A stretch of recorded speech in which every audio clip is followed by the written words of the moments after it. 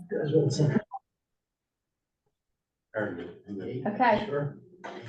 So with that introduction, Mike, I think now we can jump right in. Absolutely.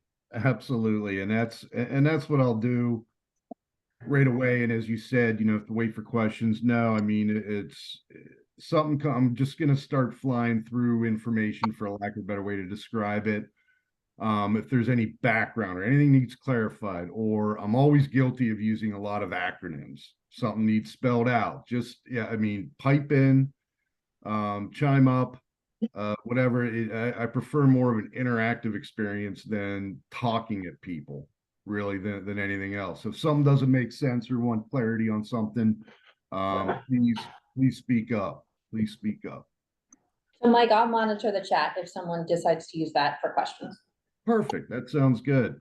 So where to begin? This is on our data and metrics, and what in the CAP world we would call the BMP implementation scenario. So it's a primary document as part of our countywide action plan, and it outlines, you can see on both sides, the ag world and what we'll call the non-ag world, the proposed level of BMP implementation. This was essentially the original. We had to do this is technically from 2021 and these values, and there was some tweaking because when we originally put, and this isn't calling anybody out, when we originally put the scenario together, it was such a big collaboration and effort that DEP received a lot of information from a number of different sources, and it became apparent we were unsure which one was the valid one or not from what source. So we tried to clean it up in 2021. And this is representative of that initial scenario. What that initial scenario told us when the official cast run, the model run happened, was if you look on the bottom here, it was saying, okay, hey, we've got this target of 11.5 million pounds of nitrogen. And I'll keep the conversation mostly to nitrogen. And what our scenario showed was we were going to achieve about an 80% reduction, a little over 9 million pounds of nitrogen reduction. What's important, or where this conversation is going to evolve towards, I just want to add is a theoretical reduction, proposed reduction based on a number of BMPs we put in the scenario, that this is what it would achieve. And its intent would be to lead to improved water quality, both locally. It would help us improve our water goals, clean water goals, while simultaneously helping the Bay, part of the state's program. We recognized very early on, I'll put it this way, that when we did some of the, and I'll clarify this, when we did some of the numbers, when we organized some of the original metrics, some of the original targets, we were throwing a dart at a dartboard, essentially. And that really was, and I'll say it again, was more of a limitation on the data we had and the tools we had when it was initially put together. So we've talked for a couple of years, and it was evolving to do this analysis. And I gave it a fancy name. I called it Metrics Analysis Initiative. But the goal was to improve the precision and accuracy of the BMP implementation scenario. And then I usually think of everything as a goal, an objective, strategy, and then there might be corollaries that come out of it. And these were sort of the primary ones that we were trying to achieve through this initiative. As I said, the primary overarching goal was, okay, we need to get a little bit better on the numbers, a little more reality in the numbers. And the way we did that, or one thing, an important note I want to add is we talk about the model and BMP metrics and BMP implementation, and then simultaneously we have these clean water goals, or we talk about healthy habitats, living resources. We talk about these things. They're actually two different considerations. So for the business-minded folks, the BMP accounting framework, what we use to do the implementation scenario, to run the model, to say what the reductions are, really is a representation of a profit and loss statement, whereas clean water, that's a balance sheet. So you actually have apples and oranges. And at times we try and shoehorn them in together, be part of the same conversation, but it's important to note They are separate, and I'll show you how they are separate. So this is, and you've probably seen this, this is how the model works, the Bay model, and the big part that we're, when we talk about reductions in BMPs, is the cast input. And you have all these data inputs. It's a very powerful model. It provides a lot of use, but it's important to note that it provides magnitude. And when we talk about clean water, I'm just going to pose a question, and whether anybody wants to pipe up, what's missing from that data and model input list? Can anybody call that out in a quick manner? I'll give 3 seconds. How about that? There are lots of things like changes in weather patterns.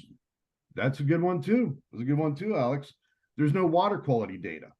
So we're talking about clean water quality. There is no water quality data. It's helped to use calibrate, but we actually don't use water quality data in the model. But that's what we're trying to achieve. The biggest driving factor how the model operates, because it's the most cost efficient type of model, is land use. So essentially, as I put on the bottom, you can see there, land use generates nutrients and sediment loadings. So we'll say a crop field on average generates this much in nutrients and sediment. Turf grass does this much. Impervious areas produces this much in loadings. And then how the model works is a BMP is applied to that land use, and it provides a reduction. I gave a very arbitrary reduction example with cropland. 100 units per acre of nutrients and sediment might be the loading. You apply cover crops and it provides a reduction. I did want to add just a note, a little stars, there are other inputs such as fertilizer data that's added into the model to adjust maybe what that loading is from the cropland. Now, as a sidebar with that, we did find missing fertilizer data that has not been in the model for a number of years, and it's being added back into CAS 23. And PA, the state, should receive about 3 million more pounds of nitrogen in its loadings. And we can kind of extrapolate and figure that Lancaster will see an uptick in its loadings with that fertilizer data added back in. One item that we're going to reference is how big Lancaster County is and the land use. Now, there's a lot of subcategories, but these were the 3 primary. What we did through the analysis was we checked a number of different data sources, and this kind of averaged out, but a big driving factor was, what does the model think is the amount of each land use? So the 296,000 acres of ag was heavily driven, because we'll find data sources that say anywhere from 280 to 350,000 acres of ag land. But the model is saying 296 is essentially the driving factor, the amount of land use related to agriculture.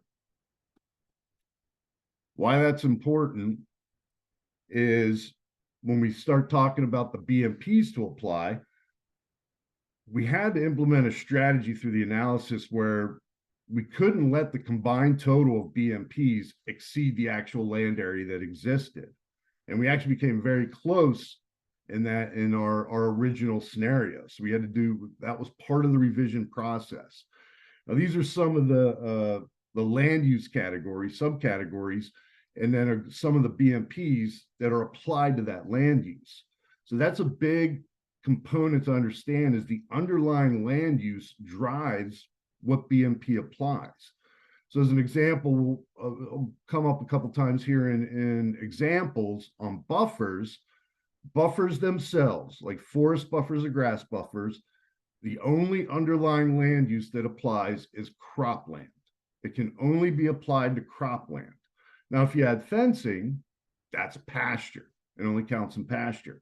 If you did a buffer in ag space that was neither pasture nor cropland, it's just called tree planting that we see down here. So some BMPs that we do have, we might have multiple different names for it, but it's important that we give it the proper CAS name for how it's credited. So the main purpose of this is just to show the driving acreage, the limiting factor. This is the limit of acreage that we could apply a group of BMPs to. So that the land use as a driving factor, want to show that it's important to understand or decipher a difference between what we might call, as an example, buffers, and how the Bay model looks at buffers. So for us, this is usually what we mean by a buffer, next to a riparian buffer, next to a stream, correct? And I'm using cropland here. Now the Bay model, though, you can put a buffer all the way on the other side, and it's still a buffer. Anywhere you're converting cropland with tree or grass cover is a forest or grass buffer. Technically, if you cover an entire crop field with trees, then the entire crop field is a buffer.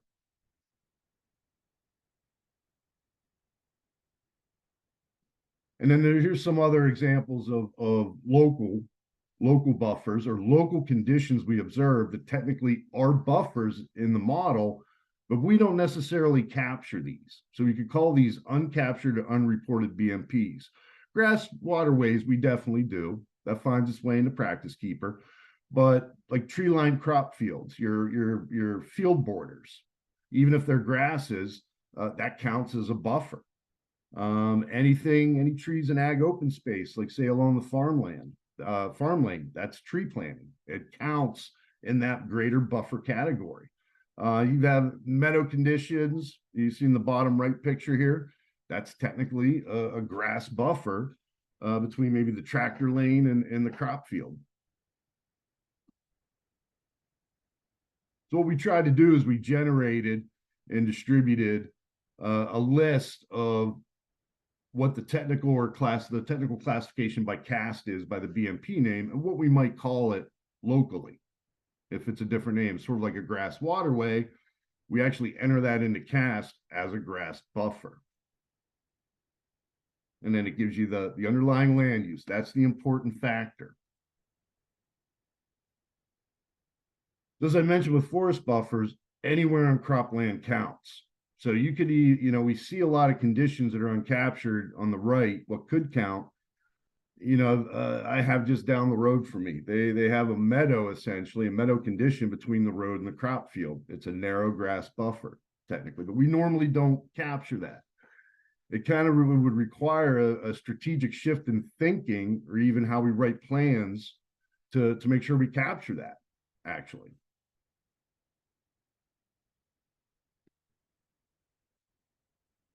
This led into, now we understand how the model's working. It led in, okay, now we've got to validate our BMP implementation scenario. So there's a little bit of an arbitrariness on the maximum threshold, but we set it at 80%. And the reasoning is you can start coming up with a lot of different reasons once you get over that 75 to 80% that, assuming 100% implementation is just unrealistic. That's just not normally how the real world works.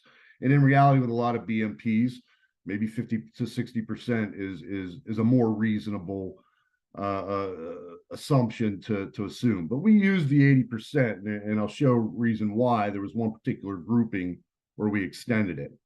On the left side, it shows two examples on the top of an invalid scenario and a valid scenario. Can anybody quickly decipher why the top one is invalid? It equals more than 1,000. Correct. So we have different BMPs where it might sound good to say, hey, we can do 800 acres of cover crops, but we can also do 300 acres of buffers, but you're exceeding the land use that's available. So we need to, in the valid scenario, we're showing that we're coming in at below the number of valid land use acres. In the original cap scenario, as an example, so cropland, it's recognized as 211,000 acres. We had a combination of conservation tillage and forest buffers that was, what I'll say is 100% implementation. Technically, it comes out to 93%, but that's just calling out full implementation, which, and anybody can disagree with me, I just think is unrealistic to assume full implementation.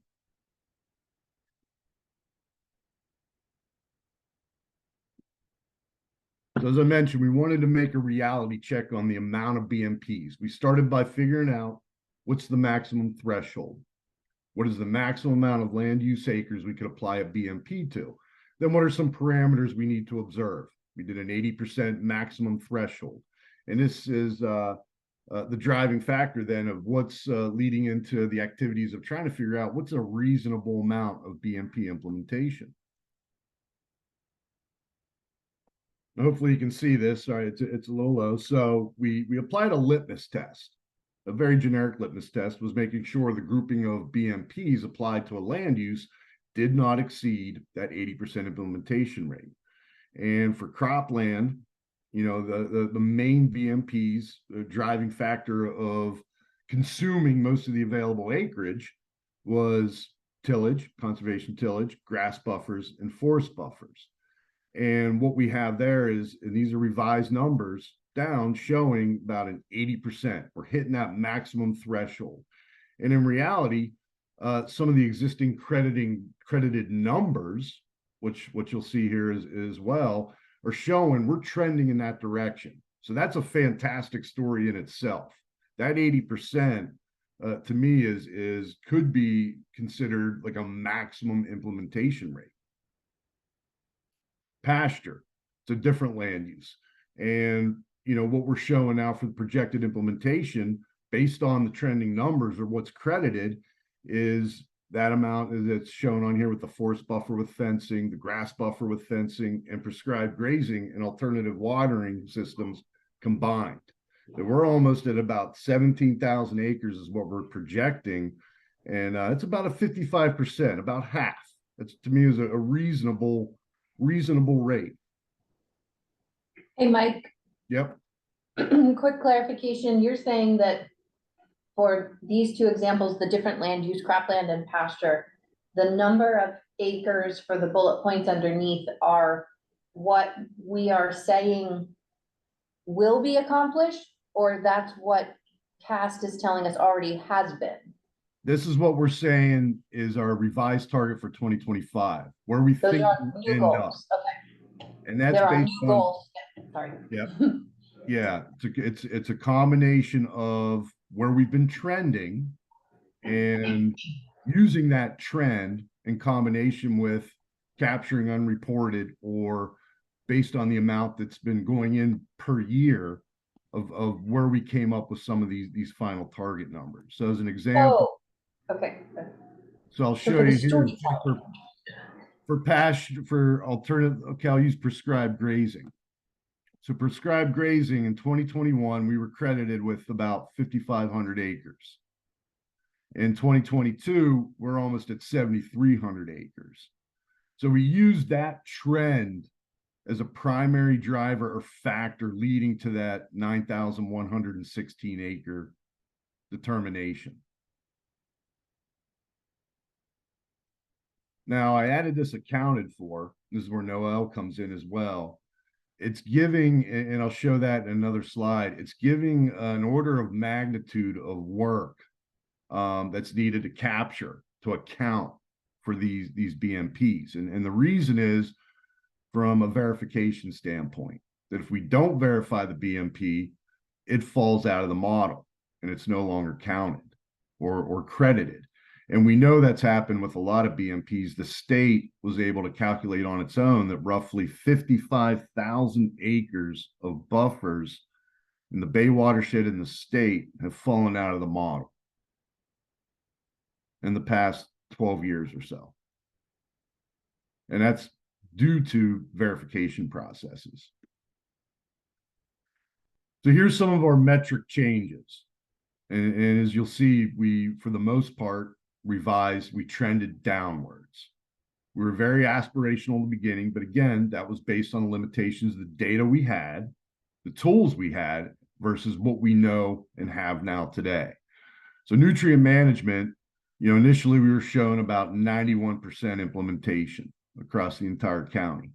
And I'm not aware of anybody, no one I've talked to has said that that's a reasonable rate to assume 90% implementation. Same with the buffer BMPs. We revised that down because one of the things that got us in trouble is, if you remember the slide, how you can convert the cropland, all the cropland can be converted to buffers. So the data, when it was presented by the state, essentially made it look like you had all of this ability, all this acreage you could put in for buffers. And I think that a lot of counties fell into that trap of overestimating the amount of buffers based on that initial data. Soil and water conservation plans, we trended it down to a 60% implementation rate. In the barnyard runoff controls, we trended that down to about a 60% rate. Now, some of these are driven by, as I mentioned, the trends of what's being credited, what we know is being captured, to project out to 2025 what the implementation will be.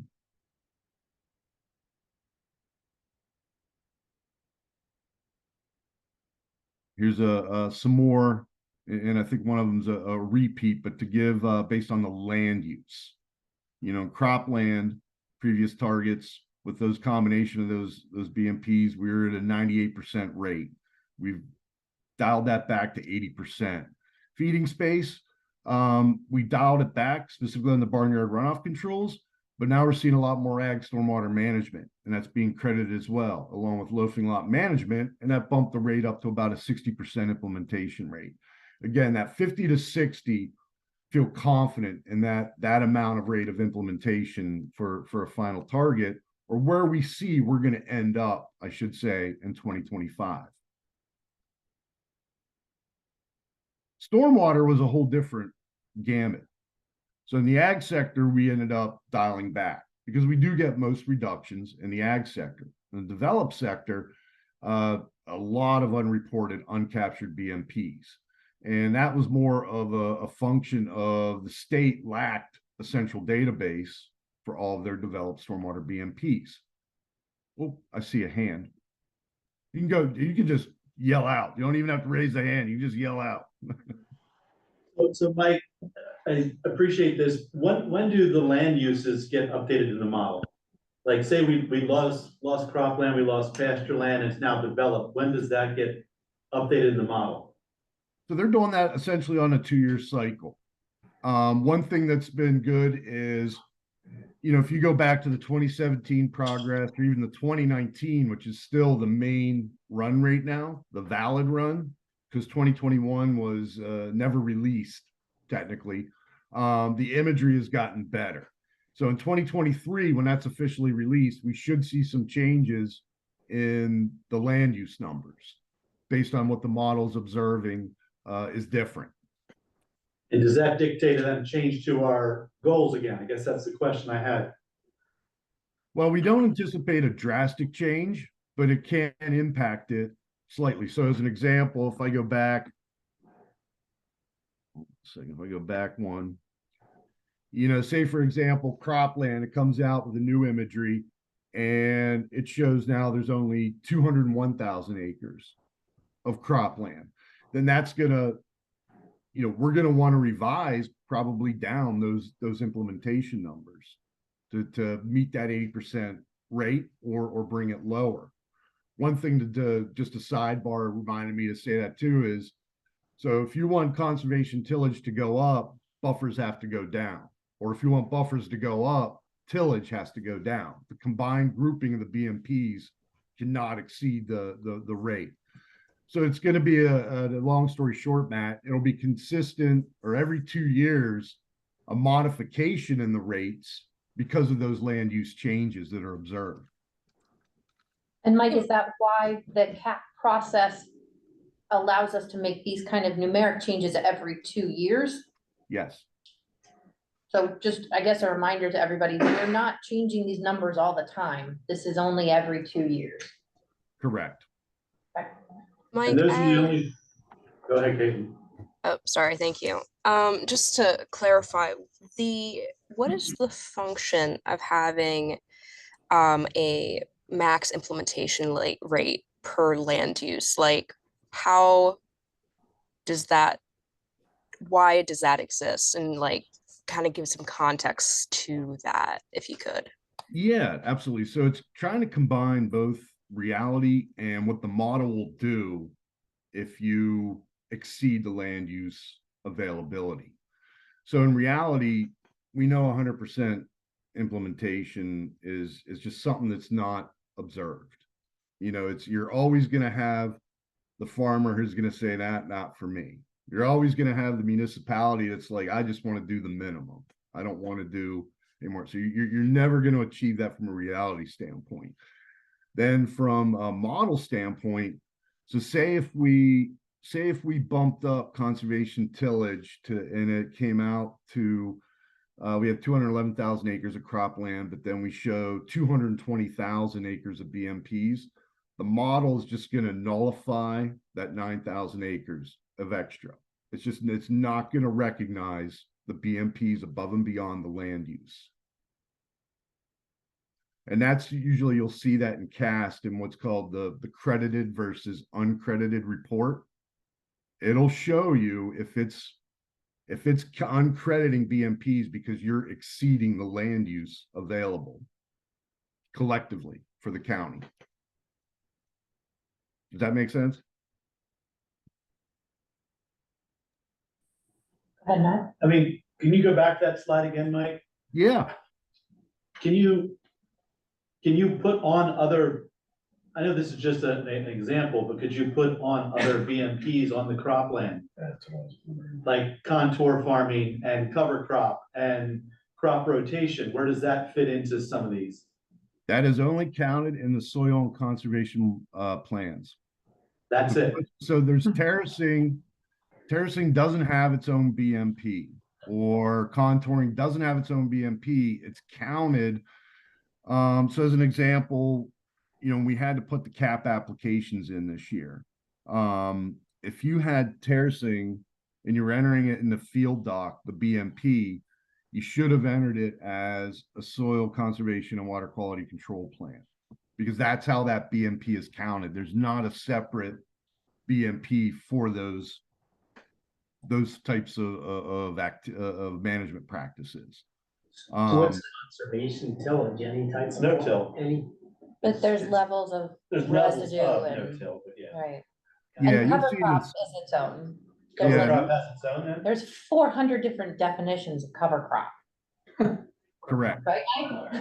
Yes. but Yeah. do they How they keep them straight, I don't know. and they should get them treated and credited the same, whether. Different. Yeah, I mean, Or They all get successful. credited. I guess what I'm saying is, that can't exceed the land use either then. So that gets added to all of this or no? What's that? Like the terracing and contouring? Yeah. But cover crop is separate, right? Yeah, cover crop is separate. That's its own BMP. And there's more acreage available in terracing. So in that it's looking at all ag without open space for soil conservation plans. So that you're looking at pasture and cropland and other land uses. Okay. Correct. Yep. So it's under the assumption, or how the expert panel configured that, was that we can assume that no one's contouring or terracing other than cropland, that it's not going to be like this great BMP that you have to assume you have to delineate out and count separately to make it easier from an accounting standpoint. Just keep it under the soil conservation plans. And we just know it provides a reduction, it provides a benefit. And there's like a generalized reduction provided to plans. Because that was like the joke years ago, was if you just write a plan, you get a reduction, which technically you do. But it's a lot of those types of BMPs that are captured in the plan and why it gives a reduction. Thank you. Did you get your question answered though? Mike, if there's 211,000 acres of cropland available, does soil and water conservation plans and cover crop need to be two more bullets under that total 211,000? Well, so cover crops comes under cropland too, but you can have conservation tillage and cover crops simultaneously. So I chose conservation tillage because that's one that we've seen more than cover crops and what's been credited more. So it's trying to figure out the maximum implementation. So as an example, cover crops, I think, came out to like 130,000 acres or 110,000 acres, somewhere around there. So it's less, and it's not driving that threshold. Because it could be on top of. So if you add cover crop as bullet number 4, then the total could be more than 211,000. Correct. But the Okay. model recognizes you can apply both to the same land use. So the same land, okay. Thanks, Mike. Yep. Keep going, guys, if there's questions in the room. But yes, the stormwater sector is backwards. It's a lot of unreported BMPs. Initially we had, you can see the total targets 2021, that's the original. That was heavily driven by all the MS4s and what was in their pollutant reduction plans for the 2018 permit cycle. What we did was, the biggest database we have in the county is CS data for MS4s. And then we also captured some non-CS data municipalities and actually figured out that we were looking at about 85,000 acres treated of BMPs. Mike, can you explain what CS Datum is, please? The CS Datum was developed by CS Davidson for their municipal clients to track post-construction stormwater management BMPs. So subdivision goes in, there's a detention basin, maybe rain garden infiltration, some of that effect, and those BMPs as part of their MS4 permit, they have to be maintained by the owner and they have to be inspected by the MS4 as they're functioning properly. And those count towards nutrient and sediment reductions. Not as great as in the ag world, but they still do count. So a lot of those BMPs were never centralized anywhere from a statewide standpoint. There was no database in the state, just most municipalities kept the database on their own. And Mike, that's a key piece that everything you've talked about so far from agriculture is mostly housed within an agency or the conservation district. Yes, there's some within private sector TSPs, but there is a database. There is not one that exists for stormwater. CS Davidson is a private company that developed a tool that we were able to connect with as a source of data. But just like keeping in mind the craziness of what we're working in here of sources of data or lack thereof. Yes. And the state, they're trying to, they developed for the MS4s an annual report online portal that is intended to capture all of these BMPs and centralize them, that's reported by each MS4. Unfortunately, what we found and why you can see our initial review revealed maybe about 85,000 acres treated in Lancaster County. Now, if you remember, I had that slide that showed the amount of ag land, natural land and developed land. That's where we get that 54% rate. It's saying about half of our developed areas have some sort of stormwater treatment that treats runoff. And that's a reasonable number.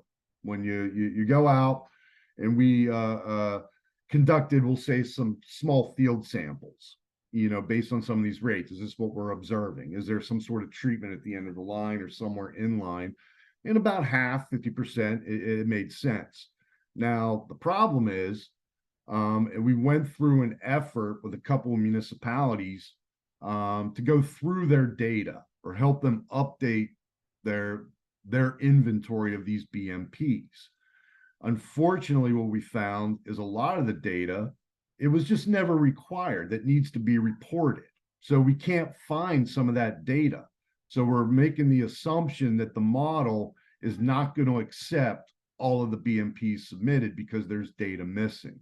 And that's why we cut it down to about a 40% rate. We cut about 15% of the BMPs out because that's what we were encountering. We did this in Warwick Township, East Hempfield Township, Liddittsboro, that about 15% of the BMPs were missing a couple pieces of information that the model says it needs to be able to recognize the BMP.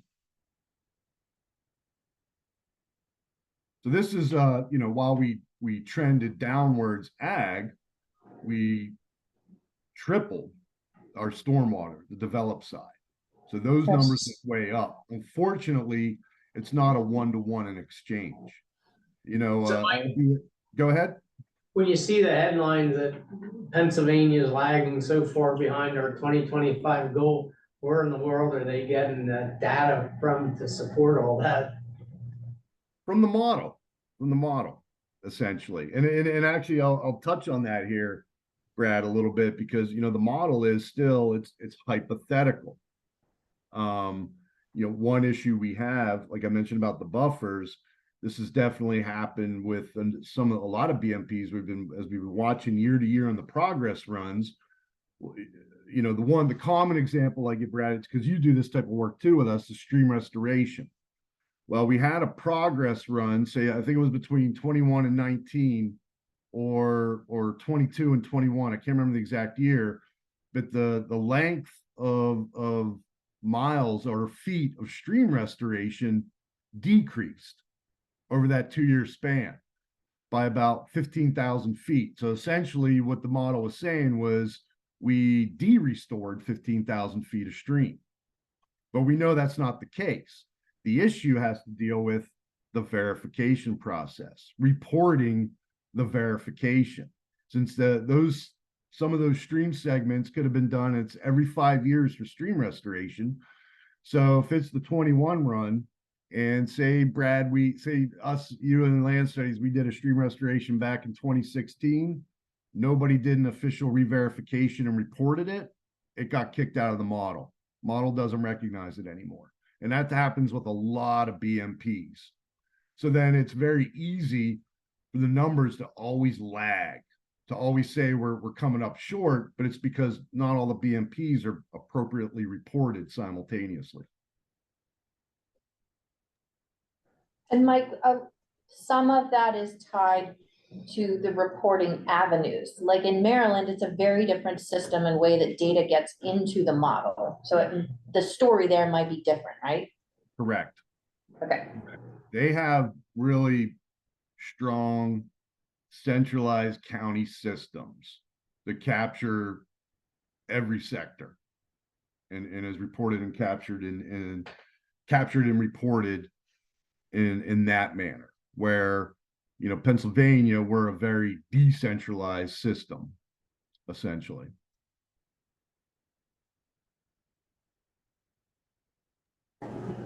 Mike, with those MS4s, they need to be monitored.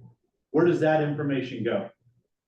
So they're the state developed, the MS4 at central office developed an online portal for all the MS4s to report these BMPs in their annual reports. And that information is going to be consolidated at central MS4 office and then transferred to the PA warehouse, data warehouse, that's used right now to a certain extent, primarily from capturing like DCNR information, any sort of growing greener grants. That was primarily all that went into that DEP warehouse, but now all the MS4 BMPs are supposed to get transferred into that warehouse too, because then that warehouse goes to EPA, and then EPA has to go through it from a quality control standpoint, check off what they accept, what they don't accept, and then that goes to the Bay Program Office for the model run. Is how the transfer of BMPs. But couldn't that be used as part of the monitoring, because it is part of the co-op for Pennsylvania? Correct. They do need to, most municipalities, most MS4s do conduct PCSM BMP inspections.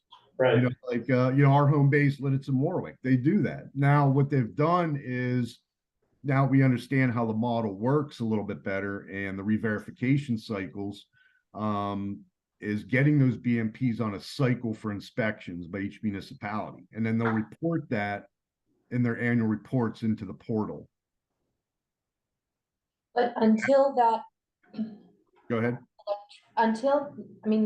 not until that electronic database existed for the MS4 data, it hasn't gone anywhere, right?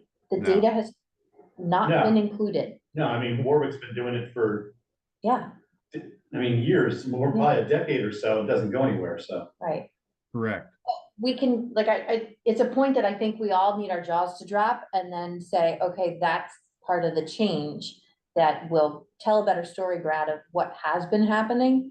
But we also have to make sure we push for that to go well and to be inclusive of the kind of parameters that we need.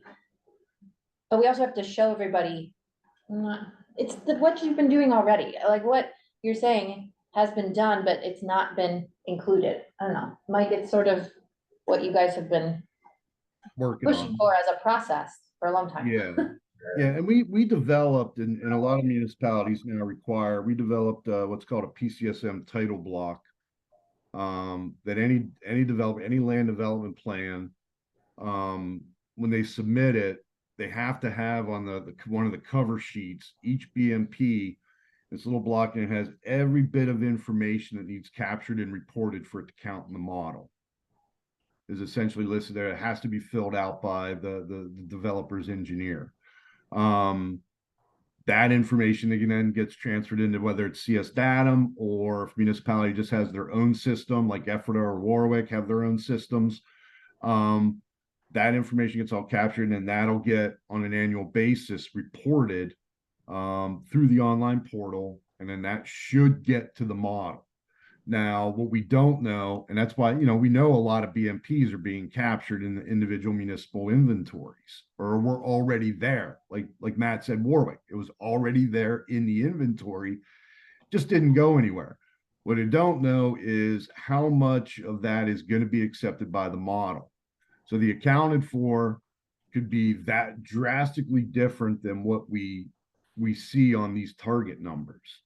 Like I said, what we've been able to figure out is there's roughly about 85,000 acres treated in all the systems we were able to review.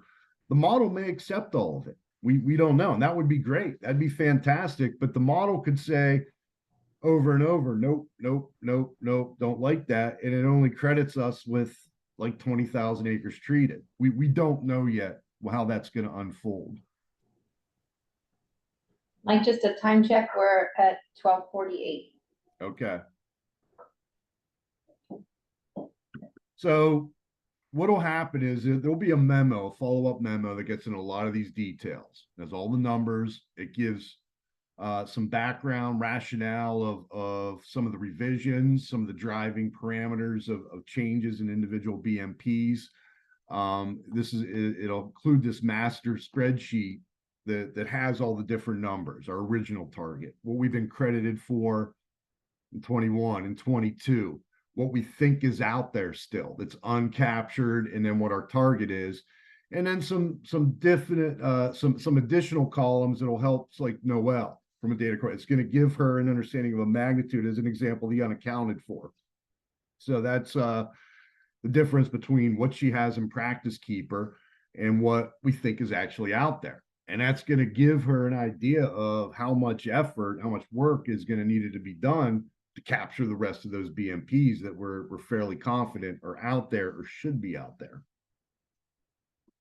Now the red, you'll see the red up here, and that's an example, and you'll see it in that, and it'll be explained in that memo. When I was talking about that concept of BMPs falling out of the model, wherever you see it's red, it was a reduction. And that was probably because BMPs were not re-verified and fell out of the model, as the model was no longer recognizing it.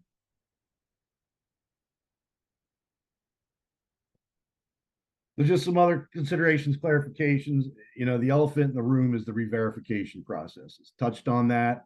That's just for a BMP to keep counting. You need that. You have to follow the re-verification process. Most BMPs are on a 10-year cycle, and that's the idea behind Practice Keeper for a lot of the ag BMPs, is to make sure they're re-verified at that 10-year cycle so it continues to count in the model. I added some considerations here. The main thing I wanted to get to, just the final, since we're close on time though, is sort of the empirical versus hypothetical. And Brad, you brought up a good point when you're saying, that we're lagging. And in reality, it's the model, while it's built based on some empirical data to help define what a BMP reduction is, it's hypothetical at the end of the day. And, that graph there is giving our nitrogen and phosphorus loadings since 1985. And you can see a trend. The very left column is 85. then the 2010 progress, which is considered a big milestone. And then this one's a 22 progress and where we need to get to. And the difference between these two is still about 7.5 million pounds of nitrogen to get to that WIP 3 official column. So I tried to translate what that actually means. When we talk about reductions, not all BMPs are equal, but what does that mean actually? 7.5 million pounds of nitrogen, and I put a couple examples there on the bottom. I mean, if we had 28,000 miles of streams in Lancaster County, we could restore, then we would achieve that 7.5 million pounds of nitrogen reduction. We need 82,000 acres of forest buffers, but then you lose 82,000 acres of cropland to achieve that reduction. So I just gave that, not saying you need to pick one of these. It just gives you an idea of the magnitude. And that's really driven by hypothetical scenarios or hypothetical reductions that a BMP is going to provide to a land use. So this shows from the Bay watershed to kind of align the empirical versus theoretical. Up here on the right, and non-point is where we see the problem. There's a blue line, and then there's sort of this peachish, I guess, kind of line. And the blue line is what the model is saying should be going on from reductions, and the peachish line is real data, monitoring data. And it shows that's actually about, it doesn't look that far apart, but it's about a 20% difference. That's a very significant difference between what the model is saying and what is actually happening in the real world. And we can see that simultaneously in the bay itself. I mean, the bay itself is saying nitrogen and phosphorus reductions have been tremendous based on what's accounted for in the model. It's a very significant reduction. But the actual water quality attainment in the bay itself is only seen about a 7 to 8% increase since 1985 to modern day. They're making all these reductions, but the bay itself, no, it's still a great number, 7, 8%, but it's nowhere near, it's not getting accomplished what we're saying the model is saying is happening. Why I wanted to add that is, we put a lot of times all of our chips in the bucket of what's the model saying, or the model is saying this is the reduction. And I just want to emphasize the model is hypothetical. It's a theoretical model of what's happening. And don't want people to get lost, because I've seen that happen at the Water Quality GIT, where I serve as an at-large voting member. You talk to a lot of the Water Quality GIT members from back in the origin of the model, and the model was never intended to dictate what the reductions are. It was just to give an idea of the magnitude of effort, and that's it. The term magnitude is very important when we talk about modeling and reductions, that you really want to rely more on qualitative and empirical data of what's happening in the bay or in your local waters. So how much of this, Mike, then gets changed because of the CESA report and because of those graphs you just showed? That's an ongoing battle right now, Matt. I mean, there's literally, like, I just had a conversation, I've had conversations with Jill about this, and then Kristen Wolf and I just had a conversation. It's literally, you've got two camps right now. It's a battle brewing. What I would like to see is a combination of the two. Like Norm's right. We've got this model, that's our accounting framework, and it's just stick with that. But the CESA report is right at the same time, and that's a growing contingent. We've got to look at these qualitatively at these other factors. We've got to to me, we've got to marry the two, and we'll see how that unfolds.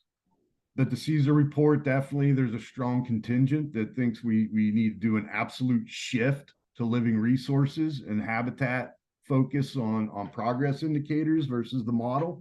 And then you have a camp that's just, it's the model. That's it. That's what we agreed to. That's it. So I think it's going to unfold in a combination of the two.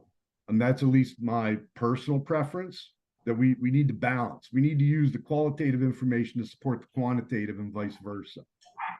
That empirical supporting theoretical and vice versa is what I personally would like to see happen. That would be my vote, actually, as we move forward with the phase 7 model. So I actually added, go ahead. No, go ahead. I was just going to say, long story short, why I wanted to go through that with the model is The model is hypothetical, it's theoretical. Now we've revised down the BMP reductions to match more of what we call reality, the precision. We were trying to give more precision, that maximum threshold, what realistically could be implemented. So it's going to show a lesser reduction this next time around in the official run. The amount of reductions is going to reduce. And that shouldn't be looked at as we're failing or things are poor, because you're doing it in an accounting framework that's purely hypothetical. My recommendation would be that qualitative side. We look at your progress indicators as sort of the clean water partners, is start adding more of those empirically derived results.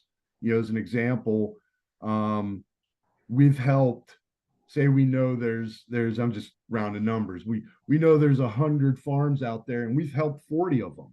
We've written plans for 40, that those types of results are really what's happening on the ground and really should be driving, in my opinion, what we think of as success versus the model. Because like I said, we're adding pounds back into the model. They didn't just show up as somewhere, but there was ag data missing, fertilizer data missing. So we're like, oh, we have to add 6 million pounds total for the whole Bay watershed. And that's just an arbitrary addition back into the model. So don't let the model, the moral of the story is don't let the model dictate what you think success or failure is. And then there will be a memo, a lot of detail that sort of outlines what how we derive some of the numbers, the new numbers, and to have the complete spreadsheet that you're able to see with some of those numbers we displayed in there. Hey, Mike, will you also have this PowerPoint along with that? I can send that over to Allison. You guys can use it for toilet paper or post it somewhere or whatever you feel works best. Yeah, I can send that out with the link to today's recording.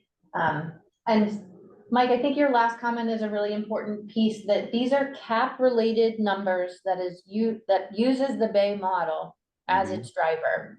The Correct. Clean Water Partners does not need to use that alone. So what would be your recommendation for some of those empirically derived results? Is that the non-tidal network monitoring stations?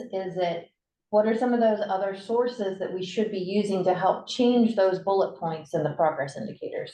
Yeah, the monitoring station data, just the number of delisting strategy catchments, the efforts in those catchments, how many farms we can literally say we've written plans for or helped or funded.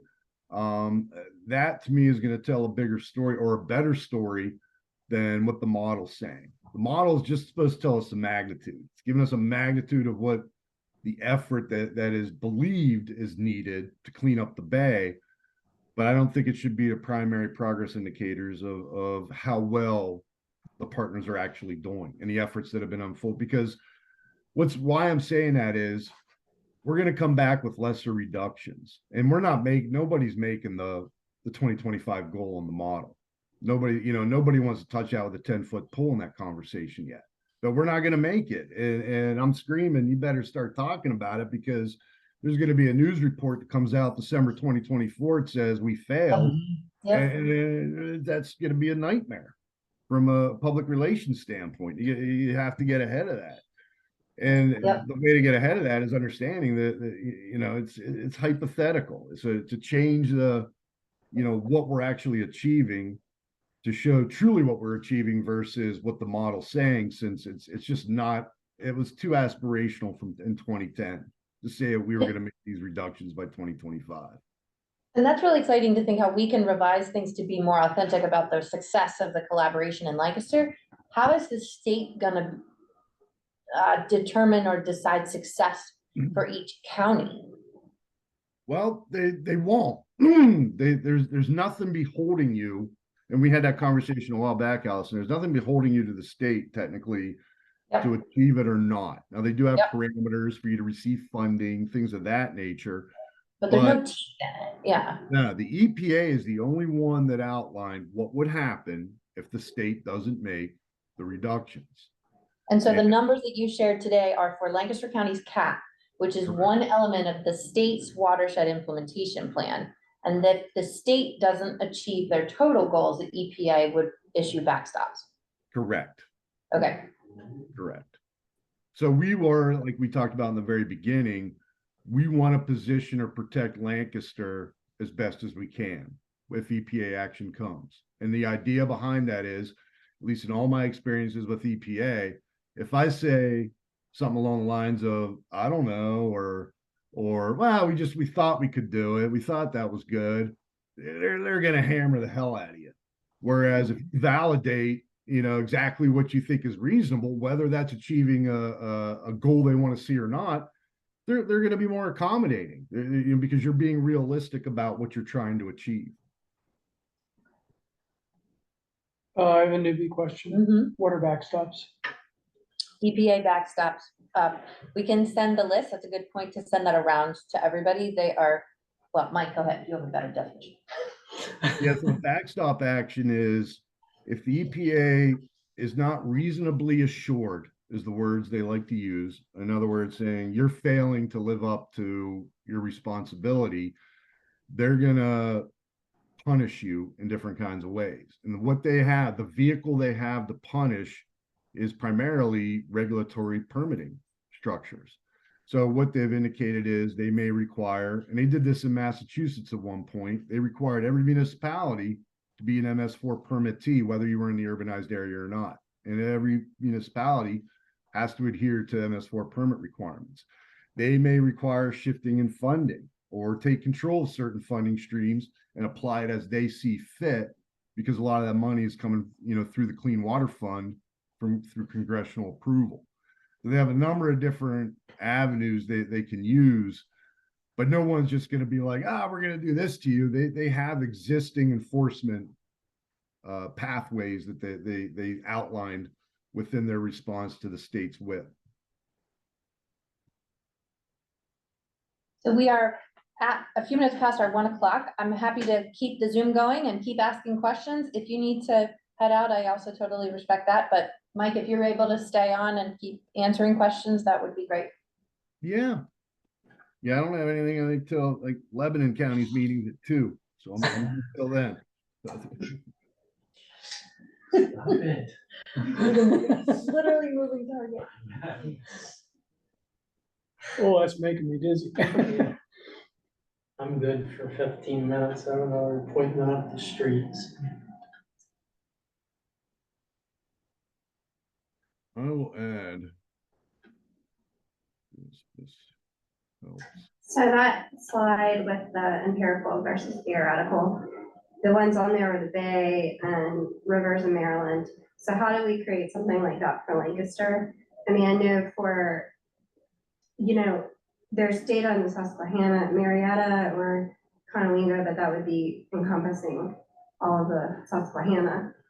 So could it be like by watershed, like Peckway or Conestoga, something like that? Potentially, yeah. Go ahead, Ben. Yeah, go ahead. I mean, that's No, what, you you know, go I was ahead. a little bit kind of a report card of each watershed, so that's maybe a way to tell that story. Can we drill down? So that would be the water quality line on there, but for the model line, I know CAS doesn't go to watershed. No, but because we have information from PK, we can pull some of that information and share some of that in a very generalized area. Yeah, You've gotten a grant for more monitoring stations and helped you with those tubes and stuff. Are most of them in place yet, or? The majority of them, yes. Cause I have like 10 more. Yeah, quite a few. Still a couple that need to be put in for the delisting catchments, but yeah. How many monitoring stations roughly are there? That we have. County? That we have is around 7 to 8, but then SRBC has around 5 to 6. At least. And then USGS has 3 to 5. And then there's the ones that are USGS, but not part of the non-title, so like Correct. Big Spring Run and Brubaker had it for a little. And What's the other one? SRBC has some of those as well. Yeah, those are all on the collaborative mapping tool. Are They're they at all least- different areas, or do you overlap with some of your stations? No, we've tried to spread them out. Like They have one in the Octorara, we're not gonna be one in the Octorara, we try to spread those out, so there's numerous ones. Do you share your data? Yeah, because we're all in the same system. Okay. Cause that's been a great increase in the last couple of years. right? Yep. And we don't have some of the bells and whistles that USGS has on some of their bigger stations, but ourselves, usually us and our SRBC have the same kind of systems. Are you getting the new data remotely that you put out, or you We're gonna, waiting on that at this point, so. you have to physically go out and download? This time we have to physically go out, SRBC and USGS, they can download theirs, right? Just firing a lot of questions up. No, that's fine. Interesting. Yep. So within a couple of years, we'll Hey, have by Mike. 2025, we should have better Hopefully. data. We can see some trends and whatnot. Yep. Can you talk a little about a comprehensive update on this so that we get more of these gaps closed up? What do you mean by gaps? Well, On the accounting, like right. I mean, we know, for example, that voluntary practices aren't counted well. Mhm. Practices that have a designated life cycle, they're automatically deleted. Mhm. I don't know that agriculture's contributions are really dropping off as much as we hope they would. But I know that farmers are very frustrated that they don't get credit. And, the difficulty is, when you just look at a model to look at the world, you're not looking at anything real. And I'm concerned about that disconnect, and we got to get the model better. Yes. Yeah, and I'll just add this on the model. I know when, phase 6 was developed, it was, this is the greatest model in the world. And then by the time we were getting to CAS 21, it was, we're not accepting this. This is just garbage. And now we're developing phase 7, and I'm already hearing again, phase 7 is going to be the greatest model in the world. And you're right. It's a hypothetical model. As for accounting, I mean, that is the $64,000 question. And I saw Gordon dropped off here. I mean, that's one of Gordon's efforts and it's just, unfortunately, it's a long, slow process to do those engagements and to capture that information simultaneous with municipalities. I mean, it was a year and a half, 2 years of conversations of just communicating to get them to rethink or reorganize how they keep their inventories and the information they have in it, and then getting those BMPs on verification cycles to report. So it's for lack of a better way to say it, it's a seismic shift in how we've been doing things for so long. But it's happening. We're seeing it happen. But unfortunately, it's not a light switch. It's gonna be 5, 7, 10 years till we truly see these actions of what we know needs to be in place to be observed more readily, or that the information, like Noelle's getting fed a lot of information, she's easily able to punch out, this is what needs re-verified this year. It's gonna take time. The only thing I would say is cross your fingers that the accounting framework doesn't change in that time frame, because we're doing all this work to adjust to the accounting framework, and then is there going to be a reboot because we don't make 2025? To kind of actually go off of what Mike was saying, the BMP verification coordinator position is still very new. I am that new person. So hopefully I'm going to be able to, as I continue to help Gordon, and we're going to try to figure out the best ways to go about filling in some of the stuff that's falling out of the model to get the best picture of what is actually still in the ground, as opposed to stuff that the model is just kicking out. Because it's I imagine that the most difficult aspect of it will be the ones that renew every year, like the management BMPs, so cover crops, crop rotation, tillage, things of that nature. So that is in the progress of wading through. So It'll be good to get that info, even though we're we're kind of at the mercy of the Transect survey to a certain degree on what is, but if we can validate through Practice Keeper what the value is, that would be so helpful simultaneously. And then, as you mentioned on the re-verification, Alex, I'll add, frustrating part as well is we need to, or I should say, Caitlin, Noel, Gordon, they need to figure out what could be falling out of the model. We cannot get that information from EPA or the state of where a BMP stands, if it might fall out of the model or not. We have to figure it out ourselves. So it's, not only did we tie one hand behind our back, we decided to blindfold ourselves too, to be able to, Right. to figure it out. Right.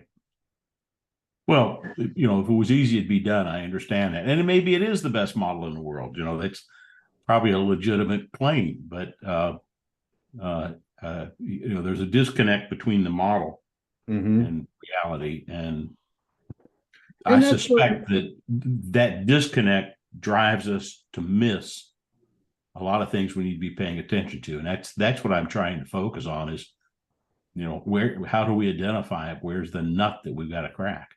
Yeah, absolutely. And it is, like you said, it is an incredibly powerful, strong model. It's built with a lot of data behind it, but it is, and like I said, absolutely. Yeah, you talk to some of the original folks back when the model was being developed, and that's how I even understood it back in my early days of MS4, was that the model is just supposed to relay maybe magnitude of understanding of what we should anticipate, but somewhere along the line it turned into that it was dictating what was happening in reality, and that's what always want to pause and caution that's not the intent of the model, so don't rely on it from saying what's happening in the real world.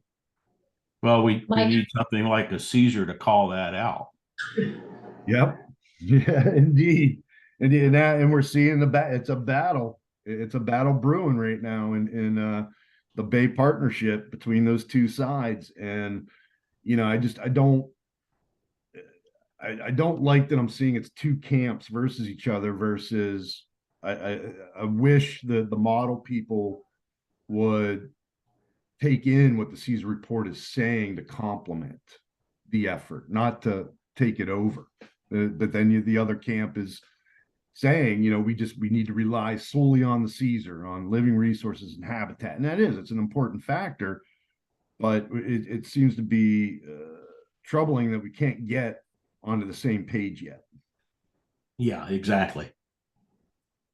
Mike, I'm going to use that as our transition here to say thank you to the CAP coordinator team for your expertise and role diving into this. Thank you for putting together these slides and an explanation of what it means in Lancaster. We're in a unique spot that the CAP is a tool that we have, and the data that informs that helps give us some direction. But I appreciate you calling out how we've said all along the data, we need that to tell the story and help determine the action, but we also have local expertise and the collaborative network to get the reality into that as much as the data. And so knowing these pieces give our boards, give our expertise and within each organization more power to make better decisions. So I'm gonna wrap up our presentation today, but the questions have been fantastic, and I will send the link to this recording, to your slides, to the backstops, and to our CAP. We didn't say this yet, but so that everyone knows the data that Mike shared today, it's all being turned into DEP tomorrow. No, today's Friday. It all goes into DEP today with the new numbers as well as the memo and pieces that reflect specific BMP progress over time. So a huge thank you to the team that has been working on that and telling Lancaster's story through that avenue. So thank you. Reminds me, Allison, are you and Megan going to send that in, or do you need me to send it in? I got it covered. If you need all me to send it in. Okay. I don't think, I mean, we didn't have anything else to add to it. Okay. Yeah. Do you want us to look it over before you send it in, or are you good? I think everybody's looked that over. That's what I assumed, but I'm just asking the question. Looked it over to nauseam, so that's why I want to make sure. Get it in. Thank you. All right, Oh, good. Mike, Yep. Thanks, Mike. Thank have a you. good weekend, everybody. You too. What is the Caesar report that you kept referring to?